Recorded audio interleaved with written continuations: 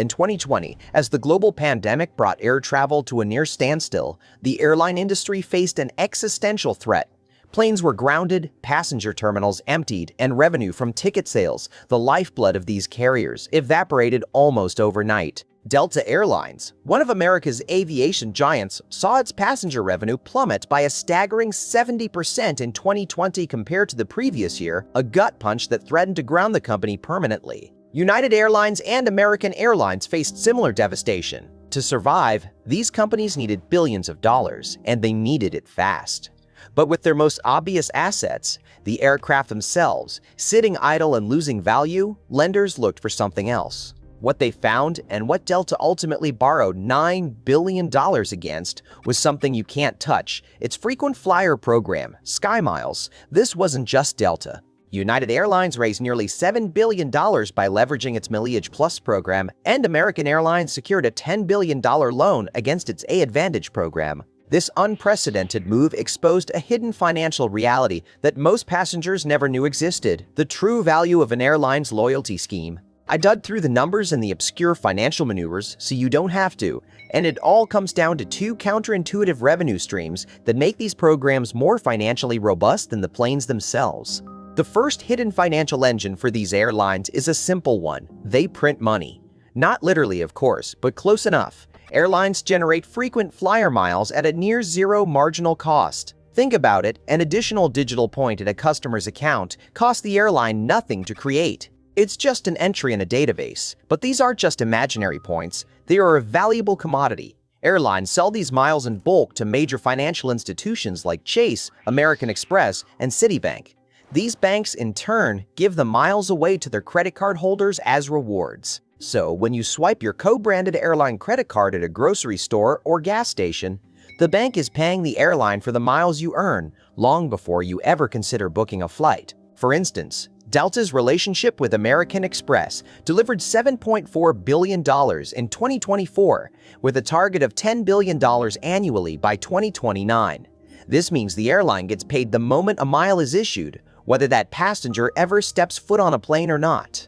This dynamic has fundamentally shifted where airlines make their money. While exact figures fluctuate and are often fiercely guarded, a significant majority of miles issued today come from credit card spending, not from flying. Some analysts even argue that for certain carriers, the loyalty programs generate more consistent, higher-margin profits than the core business of flying passengers.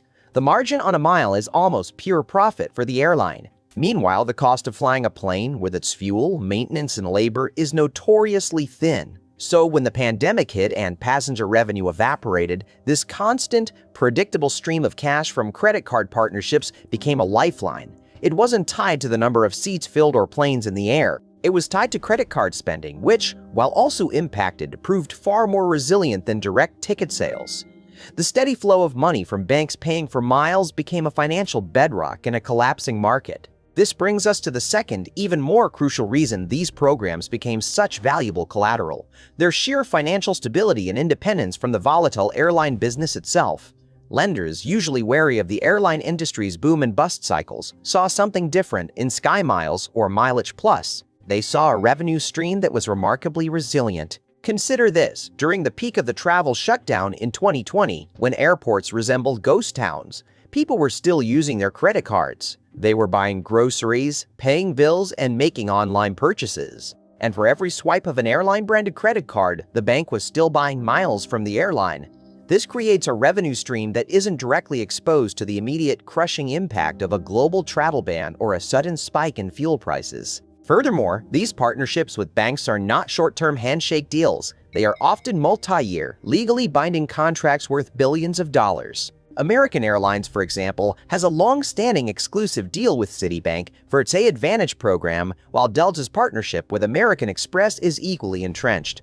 These contracts provide a dependable, recurring revenue stream that lenders could easily project into the future, making them feel much safer than a fleet of depreciating aircraft or the fickle demand for airline tickets. The valuation of these programs reflects this stability. United's Mileage Plus program was valued at approximately $21.9 billion in 2019 based on its EBITDA. Delta's SkyMiles program, according to some estimates, is valued at roughly $28 billion. a figure that at certain points has exceeded the airline's entire market capitalization. American's AAdvantage sits at around $24 billion. These are not mere marketing gimmicks. They are multi-billion-dollar entities with their own income statements, often operating as legally separate subsidiaries. The irony here is brutal.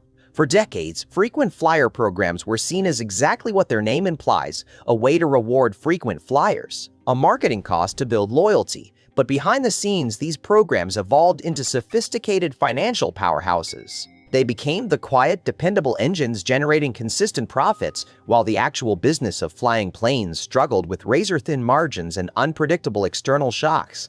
The pandemic didn't create this reality, but it stripped away the veneer, exposing that the loyalty program, a seemingly intangible asset, was often the strongest part of the airline's balance sheet. It turns out, the very thing designed to give away flights became the most profitable product in aviation. It's a testament to the sheer ingenuity or perhaps outright desperation of corporate finance.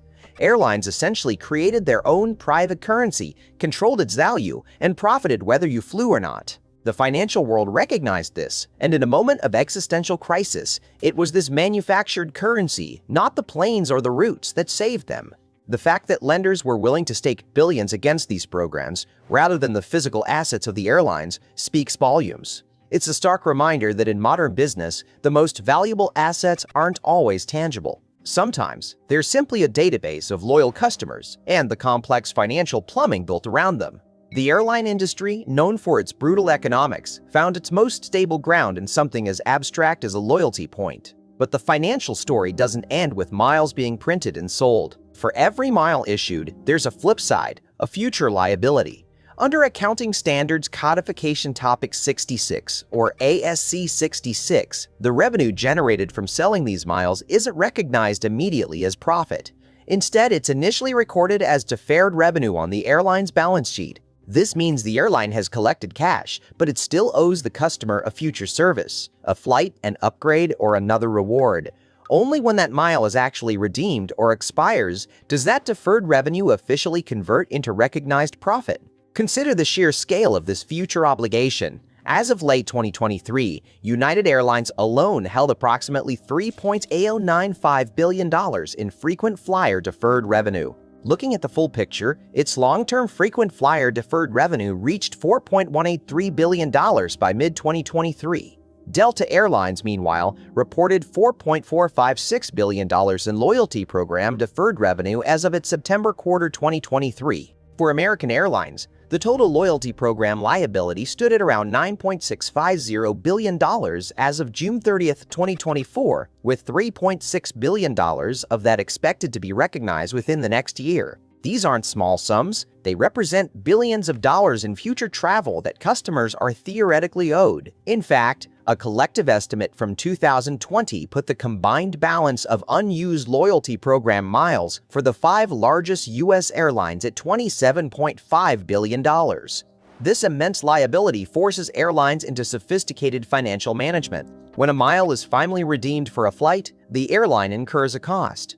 This cost isn't fixed. It depends on factors like seat availability and whether the award seat displaces a paying customer. An airline might fill an otherwise empty seat with a mileage redemption, incurring only marginal costs like catering. However, if a popular flight is nearly full, a mileage redemption could mean turning away a paying customer, thus incurring a higher opportunity cost. Airlines actively manage inventory to minimize these costs, strategically making award seats available on less popular routes or during off-peak times. But here's where another critical and often more profitable mechanism comes into play: breakage. Breakage refers to the miles that are issued but are never actually redeemed by customers. They might expire or simply be forgotten in dormant accounts. For the airline, every mile that breaks is a liability that simply vanishes, effectively converting deferred revenue into pure, recognized profit without any corresponding service cost. While retail loyalty programs can see breakage rates as high as 80%, major airline programs typically have lower rates, but they are still substantial. United Airlines, for instance, once anticipated a 24% breakage rate in 2012, though these rates generally decline as programs become more accessible. Airlines meticulously estimate their breakage rates using historical redemption patterns and statistical modeling. This estimate is crucial because it directly influences the size of the deferred revenue liability on their books. The lower the expected redemption rate, i.e., the higher the breakage, the less the airline has to reserve as a liability, ultimately boosting their profitability from the loyalty program. This makes breakage one of the three primary sources of profit for a frequent flyer program, alongside working capital and the spread between wholesale and redemption costs. The financial engineering behind these programs is so robust that, for many U.S. carriers, the loyalty division became the only consistently profitable segment, even when the core business of flying planes was losing money. For example, in an analysis of operating margins, Delta Airlines, which had a 10.5% operating margin, would have registered a negative 2.5% margin if loyalty program revenue were excluded. United would have seen its 8.9% margin turn into a negative 1.9%, and American's 4.8% margin would have plummeted to negative 8.3%. The striking reality is that in 2024, the four largest U.S. carriers actually lost money on flying passengers, yet remained profitable overall, thanks almost entirely to their loyalty programs and co-branded credit card revenues. Subscribe to Margin, and the next video is waiting for you on screen right now.